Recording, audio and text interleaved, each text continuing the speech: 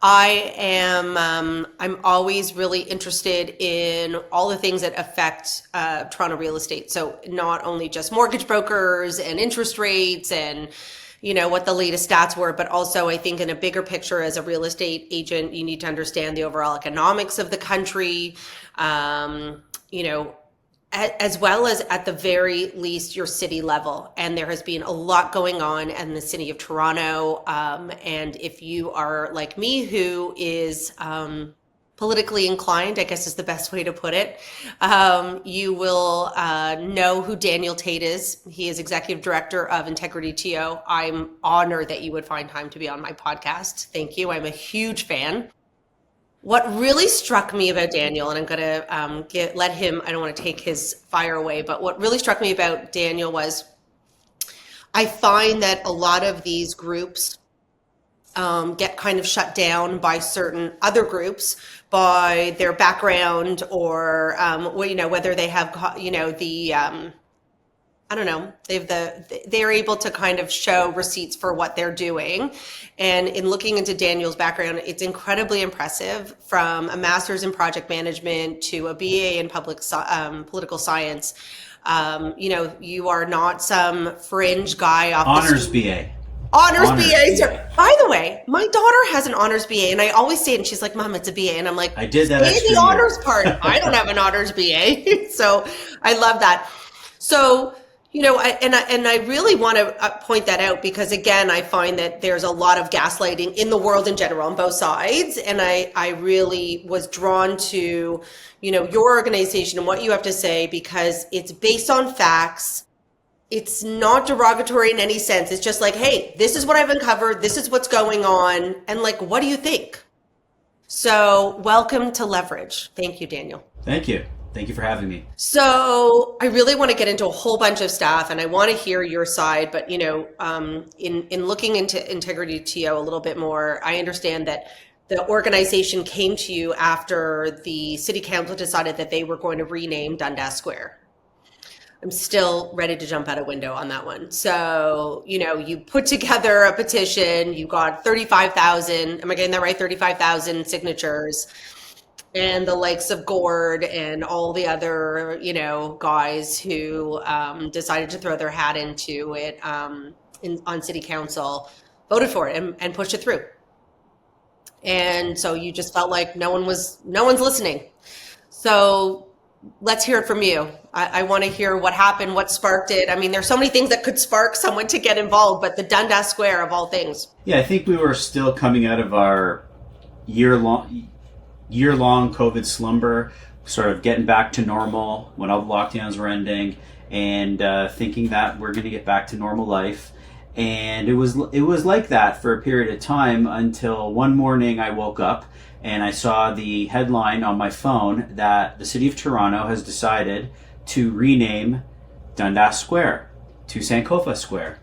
And I initially thought that this was maybe like a Babylon Bee article.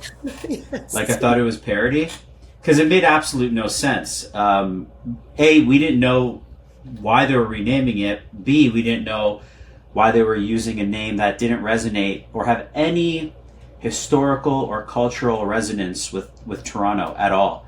And the more I began to learn about that issue, the more I realized that this was basically imposed on us by a very small group of activists within City Hall.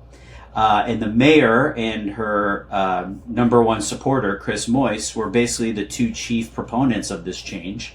A change that would have an impact to taxpayers, a change that nobody asked for, especially when we were seeing other elements of public disorder that were happening and decline of infrastructure and all sorts of issues in our city that needed to be prioritized, not a virtue signaling renaming of a square.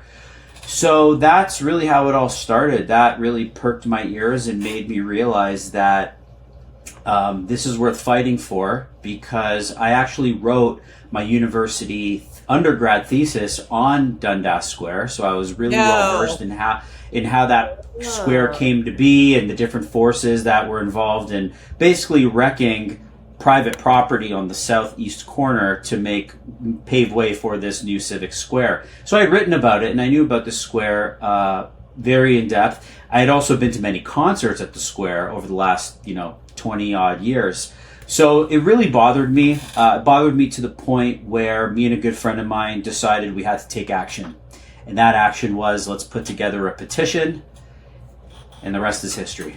Listen, I will say, whether people who are listening to this, agree or disagree with your perception of the city, one of the things that I've very strongly about, whether it's like talking to my adult children or talking to friends, is I think we're in a world where, like, stop complaining and do something, or stop complaining altogether. I think there's a lot of people who, like keyboard warriors, who want to go on to Twitter, or they want to go on social media and they want to say all this stuff and they're really upset about it. And I have a lot of respect for people like yourself. I mentioned Matthew Toe before, like people who are like, I'm not okay with what I'm seeing, and I'm actually going to take action. So I really have a lot of respect for that. So thank you.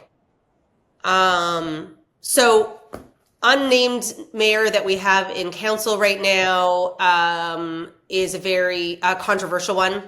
I've seen, whether it's my algorithm or not, getting lots of feeds about, her popularity. We are less than a year away from an election. Speaking about this Dundas Square, where do you see the city of Toronto decline? And this is the whole idea about this whole episode was, has the city of Toronto declined under the leadership of our current mayor? And I wouldn't put COVID at her feet. I mean, listen, I wasn't really excited by John Tory handing out tents at one time and filling up, Trinity Bellwoods. But COVID is over now, and the mayor is in charge. So what is your perception as someone who has gotten involved, who's uncovered all sorts of things? What can you speak to that? Yeah, I think she's a failed mayor. I think that she's done a poor job as the moral leader, the cheerleader of our city, like the person who's supposed to have that moral leadership, moral clarity, strength. She lacks those attributes, in my opinion. Now, granted, she might not be responsible for all the problems we have, but they have certainly gotten worse. And that decline has accelerated under her watch. She hasn't really done anything, in my view, to stem the tide of what's going on. And it's evident because when you go to City Hall, when you go to meetings, you can see that she's very into ideology. She's very into identity politics, things that have nothing to do with having a well-run, functional city. The deal that we're supposed to have as taxpayers is that we pay taxes and user fees, and in return, we get a well-run city. We get roads that work and aren't broken. We get an efficient, innovative transit system. We get, library services, etc. And what we're finding is we're not really getting that, or we're getting a really poor version of those things, a low quality version of those things, while our taxes continue to go up and up at record levels. So everybody is just reconciling this disconnect, whereas you're paying more, you're getting less, and you're observing a worsening state of your city. So it doesn't, it's not adding up. And that tells me that a lot of the money that we're paying to taxes is not being utilized correctly. And a lot of it is probably being siphoned for purposes that taxpayers don't want. Ideological agendas, mini bureaucracies that are very focused on things like race and gender and all those kinds of things. Like a substantial amount of money goes towards those things, and that doesn't help our city. It creates more division, and again, it also, I think, creates a lack of morale within city staff, because if they don't have faith in the leadership, then they're not going to have faith in their own work, and they're not going to have pride in their own work. So, and I've seen this in the private sector. I've worked for at sure. companies where the senior leadership team or the executive team didn't have the respect of the workers and showed in their work. So I think these concepts are applicable right now at City Hall, all under the watch of the mayor. So I have excuse my language, but I have a saying that says like ship floats downstream, right? So like it all comes from the top. I've seen it in corporate myself for sure. And I would say that's kind of where there was a lot to unpack there. So one of the things that I would say is let's go to the moral clarity. So I think there's a lot of things that are going on, whether it's from like massive demonstrations in the streets to, massive drug use in the downtown core. But, I think some of the things that homeowners and people that live in Toronto would care about also are, as we saw winter show up early this year, is we couldn't even get our sidewalks plowed last year. Like we could, but yet I'm going to have them come after me, but the bike lanes were prioritized. We live in we live in a city where we've got snow on the ground 6 months of the year, and we've got massive congestion on major streets because we've got these bike lanes. Bike lanes are important. I'm a runner. I love being outside, but there is an element of like a time and place. I understand that libraries are being opened specifically to as makeshift homeless shelters. So, when you think about all the things that people pay for in their taxes, these are the basic. Like I grew up in Toronto. We had our streets were plowed. We had libraries where you took your kids. I took my kids to the neighborhood library, when they were really small during the winter. I wanted to be able to, go downtown to a park with my kids and have it be safe. And we now have, the distance of what's going on in Dufferin Grove. Like I literally did a showing downtown for a client a month ago and watched a grown man take a defecate by the tree, only steps away from a children's playground. And Dufferin Grove Park was one of the most beautiful parks in the city. So, the concern for people who want to live in a neighborhood that's safe, it doesn't sound like the mayor is delivering on that. And there needs to be change. Let me ask you a question. So the federal government just set out their budget. And so we saw line by line item, and I can go through each one of them that I disagreed with, including $150 million that went to the CBC, but I digress. Where is the accountability for the city council to give a line by line budget to the people of Toronto? Does that happen? Have I missed it? Well, the budget process is a multi-month process, and they do consultations. To what degree those consultations actually inform the actual budget is probably negligible. I think a lot of it is just a bit of a dog and pony show, because when you have people like the mayor and her allies in council, they have their agenda. They have their sort of worldview of what should receive the lion's share of funding, and they're going to push that through, regardless of what the public may feel. And then the other councillors, well, they'll be there and they'll scrutinize the budget, they'll deliberate it, but ultimately the mayor will get her way because she has the votes in city council. And so that's why we have these massively bloated budgets that are spending on areas that likely the majority don't agree with. But we're not in a position to have a referendum on our spending. And really the only way that I see that we can really affect change from a budget perspective is we need a crop of new leaders who are going to be good financial stewards of our money. I am of the opinion that the current crop of leaders, especially under the mayor and a lot of her sort of progressive allies, believe that property owners and taxpayers more of their money should be extracted and distributed to others who perhaps haven't earned it or don't work. Right. There is a great wealth redistribution through the tax apparatus. Everybody sees it. Everybody feels it. And is that appropriate? I don't think so, because I think property owners and taxpayers are a key, they're key to a robust economy. Listen, she's getting rid of the middle class. That's the bottom line. I have a very good friend who follows you, who I've been running with for 15 years, very much worked in the media business her whole career. And that, she's on the other side, potentially like retiring, let's say in the next 5 years. And she says, like, there's no middle class left in Toronto. She's like, I could not afford to buy my house today. Most of the people that own homes could not afford to buy their house today. And so if they keep coming back, what I think people forget is, from my experience with very wealthy clients, they have a lot of choices. So if Toronto is no longer an attractive place to live, they just won't live here.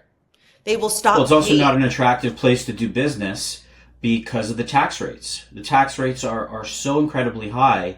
Why would any entrepreneur who is going to create jobs and create wealth for the community, why would they set up shop here if they're going to be, taxed to death when they can go elsewhere where it's more reasonable?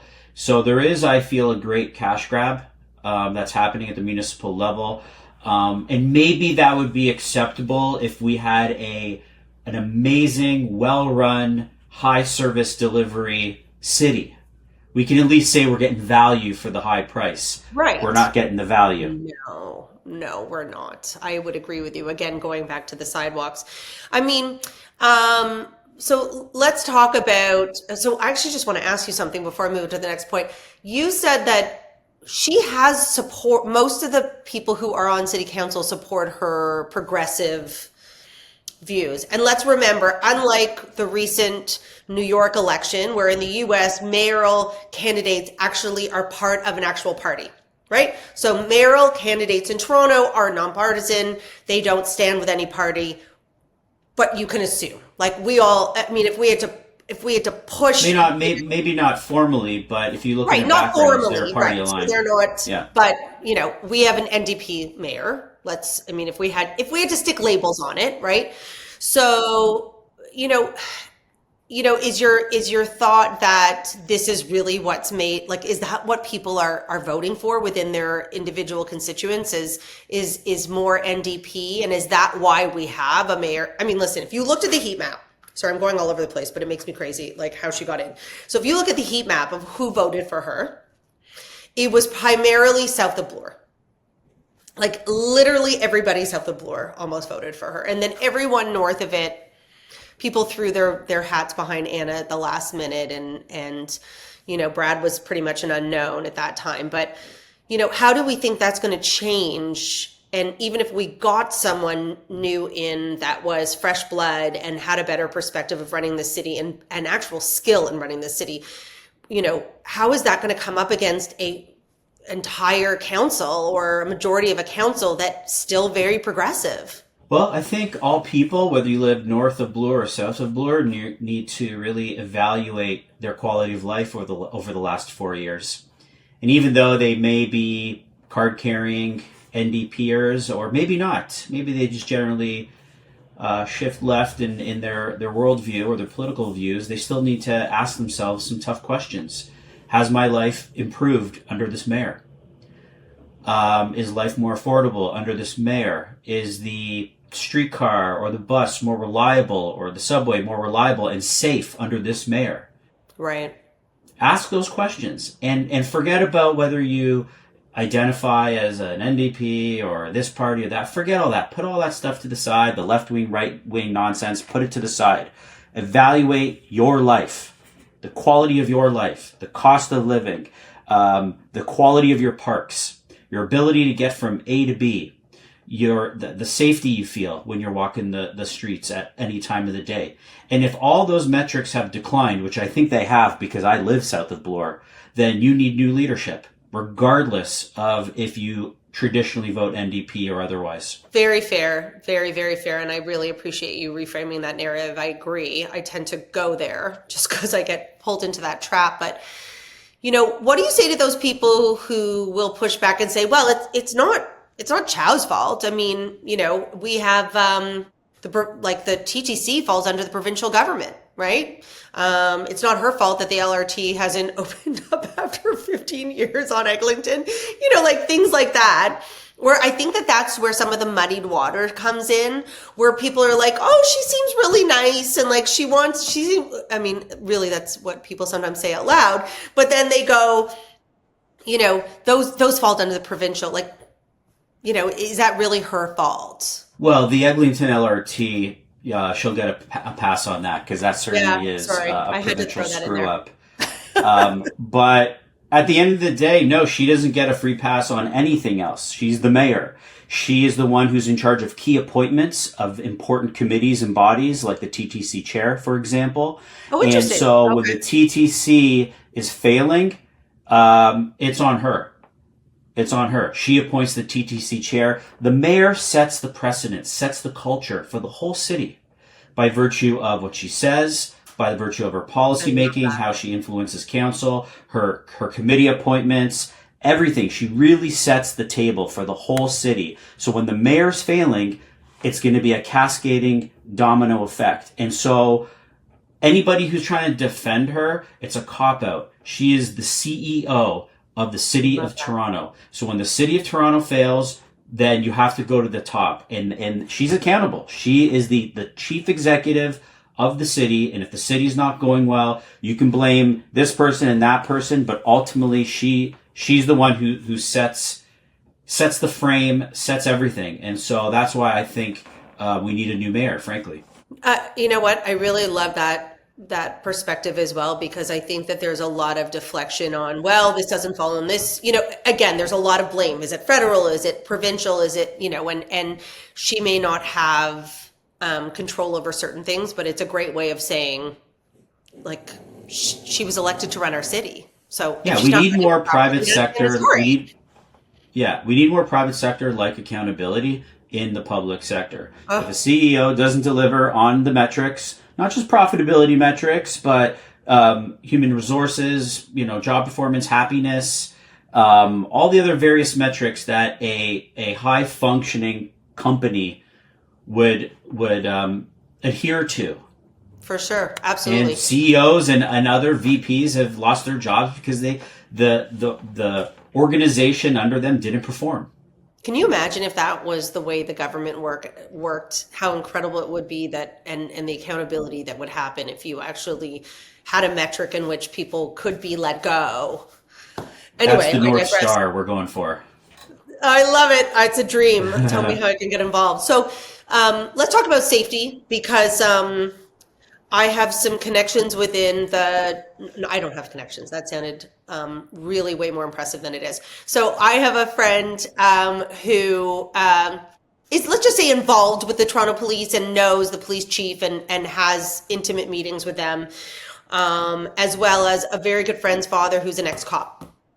And I really struggle to understand, because there's a lot in the news that kind of shows them as this kind of, they're standing by, they're just keeping the peace, but they're not actually, like, I'll use the protests that happened during the Gaza war, and there are laws in place. I've had conversations with Warren Kinsella about this, and that we have laws in place in Canada to enforce these things not to happen. You cannot protest with a mask on. You cannot have terrorist flags. Just using these as an example. Let's not even forget the crime and the fact that people are stealing cars off of your driveway, or breaking into homes, or dragging mothers through. There was a horrible home invasion last week, but it almost feels like their hands are tied, like they don't want to touch it. There's too much risk. And do you feel like this is because the mayor is not standing with them? There's not supporting them, not saying, go out and do your job. Because from what I've heard in someone from city council, like, she says the quiet parts out loud. Like, when she's asked to shut these down, she says, that's not what my constituents want. That there is, in fact, no interest to actually clean up what's going on in Toronto. Yeah, well, we haven't seen any indication from her that she does want to clean things up. every time these issues happen or there's hate marches downtown that leave a trail of destruction. By the way, I've seen the aftermath of these marches, and we're talking vandalism, we're talking a lot of hateful stickers plastered all over the city. It just makes the whole streetscape look really negative. And not she to mention how continues to much it dance. costs for us cops to be out there. Like, how much does it cost the taxpayers for those cops to just last year it was 20 million just to sort of chaperone these marches, which is very concerning. That's a massive amount of money. Why they're allowed to take over critical arteries in the downtown core, blocking direct emergency vehicles. ambulances? See, if we had a mayor with a strong moral compass, she would speak out. She would basically say everything I just said. We can't allow this. You have a right to protest, but you don't have a right to choke downtown streets and block first responders and leave a trail of vandalism. We're talking, they'll throw red paint here, they'll put hate stickers there, they'll graffiti street furniture like garbage bins and bus shelters. It's really gross stuff, and you don't hear a peep from the mayor. She continues to dance. So everything you're saying is spot on. Where's the police in all this? Well, again, just like any organization, it starts with the top. The leadership sets the context for the rest of the organization. And we also know that the leadership of the Toronto Police, in particular the chief, takes many of his marching orders from the mayor. Because the mayor is the one who controls the purse strings for the police. So I imagine there are backdoor negotiations that involve some degree of trade-off or compromise, and the police are asked to stand down on particular things. I'm sure that occurs, but that also doesn't paint the police in a good light either. And I imagine there's probably also morale issues within the rank and file of the Toronto Police, because I'm sure a lot of them signed up to actually enforce the law. That's why they went to police college. They want to enforce the law. And if they're being hamstrung from doing that, then that also sends a bad message that will sort of domino throughout the rank and file of the police force. And the quality, I would imagine. Who wants to go to police college if it'll be very... You're just going to stand around chaperoning hate marches but the other problem is, if you're a police officer and you want to get the bad guys off the street, but then every time you arrest a bad guy, he'll be released within 24 hours, no matter how egregious the crime is, then you start losing your motivation. Well, why would you do all the paperwork? Right, so that's where you start getting into other levels of government, like the Attorney General and the province, which is like, why do we not... We have the wherewithal to build a $1 billion courthouse right near University in Dundas, but we don't have the resources to build a similar facility to hold criminals and keep them off the streets and pending trial. So that's also demoralizing to a lot of police officers. Right. I mean, we have $20 million to have babysitters on the streets for these hate marches or whatever the marches are. But we don't have enough money in city council to pay for our own bills. So we have to go back to the taxpayers. I mean, again, it goes back to that whole take the bees out of the ecosystem. It's not just the bees, right? Back to the police force, I would say this ex-cop, I had the conversation, lovely man. And he goes, listen, the other part is also being canceled. Everyone has a phone now.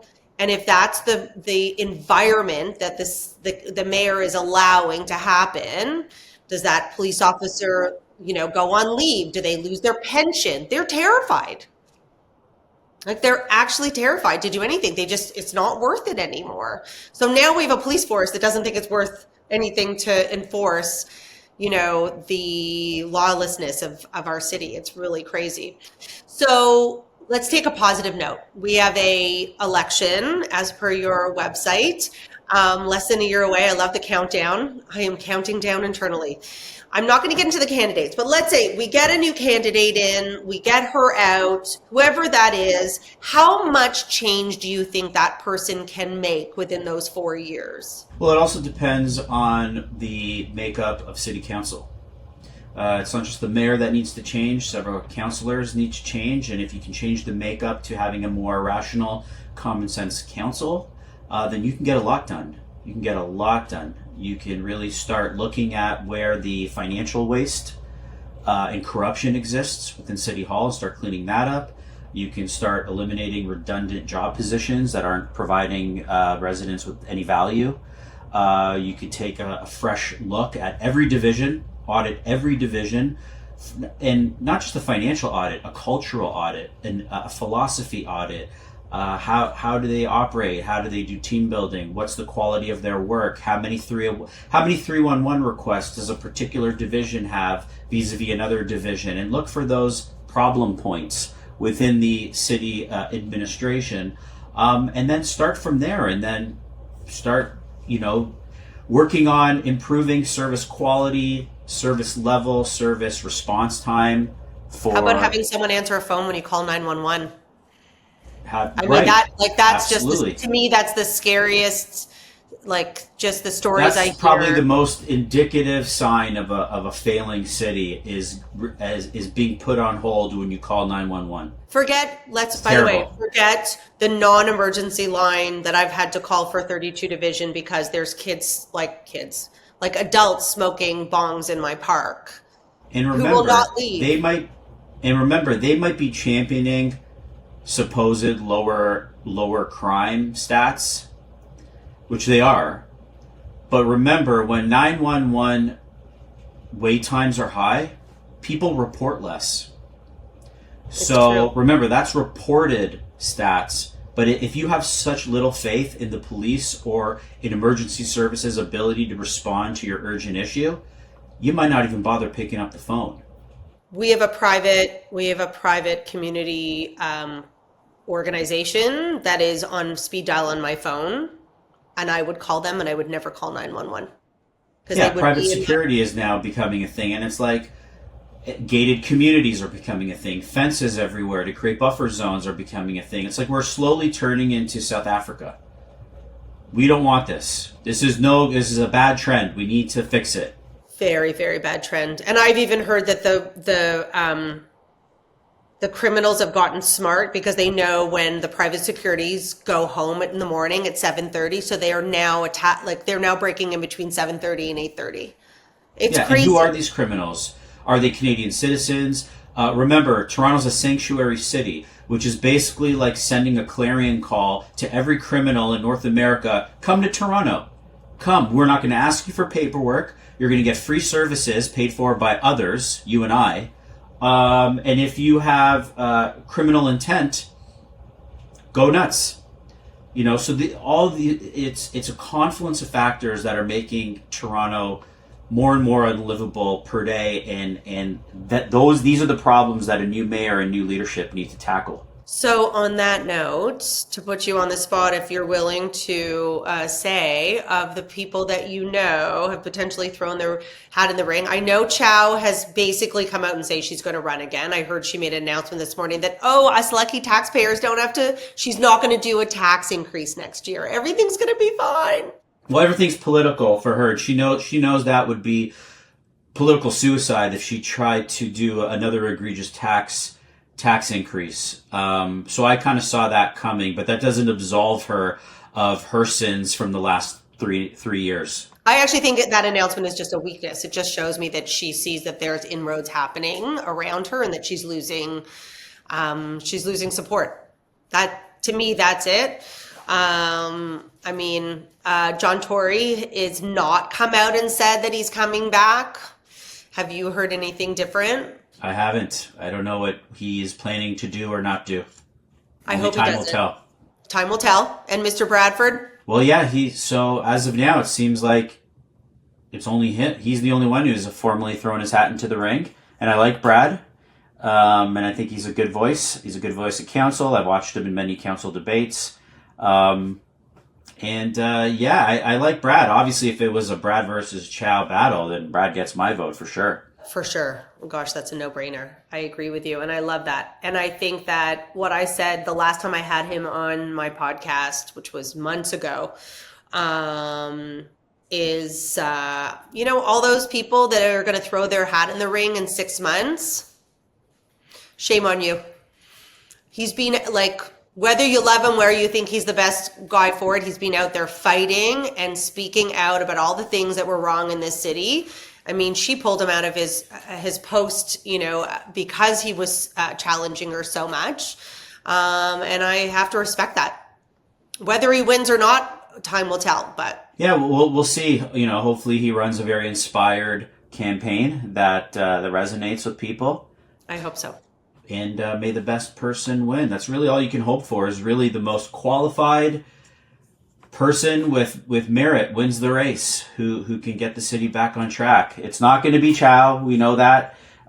Maybe it's Brad. Maybe it's somebody else. It's really too early to tell, but I'm going to remain optimistic. I think I'll stay there with you. And on that note, I really appreciate your time, Daniel. It was, I feel like I could talk to you about the city and politics all day. We definitely align on not just a few points, but everything. And thank you for all that you're doing. I mean, like I said, there are a lot of people that complain. I know a lot of people who, say tons of stuff that align with what you're saying, but they're not. Action. We need action. We all need act. That's what we're lacking. We all need action. I will have your website in the show notes. If anybody does want to get involved, I don't know if you take donations or not. Okay, great. If anybody wants to champion what Daniel and his team are doing, I encourage it, because it's some really great stuff. And I thank you from me and everybody else I know who really appreciates your work. Thank you, Rachel. Appreciate your time, and thanks for having me on the show.